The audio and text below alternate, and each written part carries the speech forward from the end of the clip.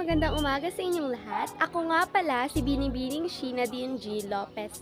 Ngayon ay ating lalakbayin ang aming tahanan. Halika't samahan niyo ako.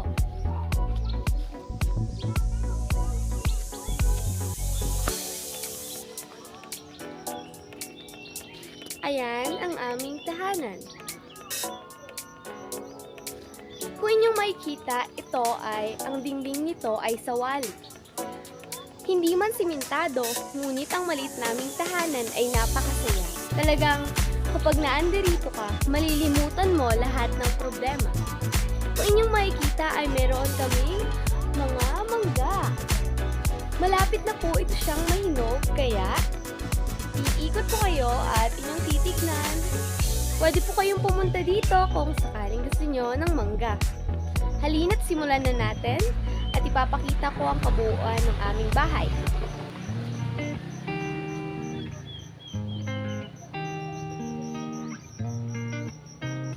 Halina't pasukin natin ang aming tahanan at ating alamin kung ano ang nasa loob nito. Ang una ko pong pupuntahan nga pala ay ang aming sala, na kung saan ay makikita nyo ang aking mga award, mga karangalang aking nakuha simula elementarya, sekundarya, at high school.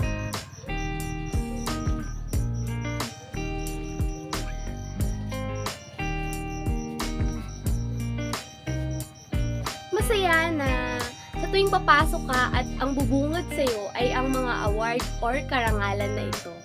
Dahil sa pamamagitan ng mga award na ito ay talagang nabibigyan ng resulta lahat ng pagod na aking ginawa.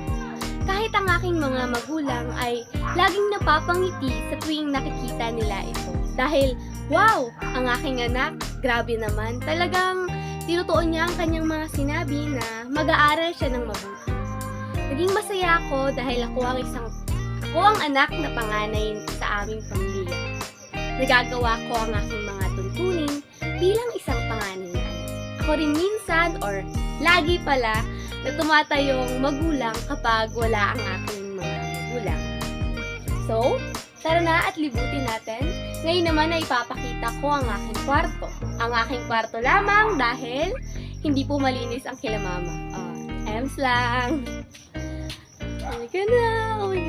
Kung makikita nyo po is sobrang dilim niya kasi nga po is wala po kaming kuryente at ang tanging gamit lamang po namin ay solar lang po.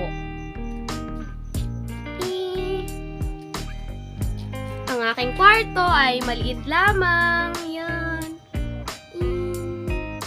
Yan lang po ang kabuuan ng aking kwarto. Halina't pumunta tayo sa kusina.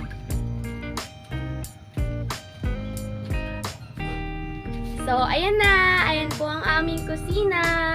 Maliit lang po ang aming kusina na kung saan makikita nyo ang aming lamesa. Oops. May planggana po dahil tinatakip po namin siya sa mga natira po naming pagkain. Dahil wala kaming rep, tulad nga na sinabi ko, wala po kaming kuryente. So, ayan po. May konti kaming mga plato, mangkok, at may mangga pa. So yan, pagpasensyahan nyo na rin dahil maitim ang aming kawali. Pero I'm proud with that. Talagang hindi lang po siya matanggal kuskusin. So yun nga, meron kaming many. Ang tawag ng kapatid ko po dito ay ang aming mini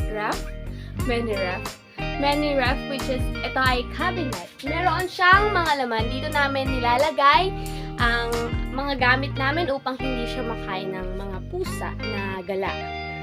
So, atin namang pupuntahan ang aming likod. Ayan po. So, diba simentado ang aming kapitbahay? So, yan. Meron po kaming mga tanim na mga gulay at mga prutas.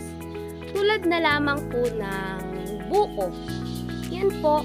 Maliit lang siya pero marami po yan siyang bunga. Ito naman po, makikita nyo ang mga orchid ng aking mama at mga halaman niya. Meron din po kaming kalamansi,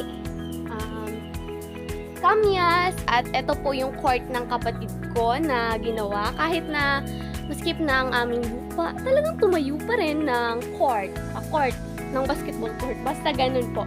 So, ayan, namumulaklak po ang aming kalamansi. Marami po siya magbungalok po. May bulaklak. So, yan. Kung makikita nyo po uli, ayan. Kukuha lang po namin ng gatong dahil gatong po ang aming ginagamit.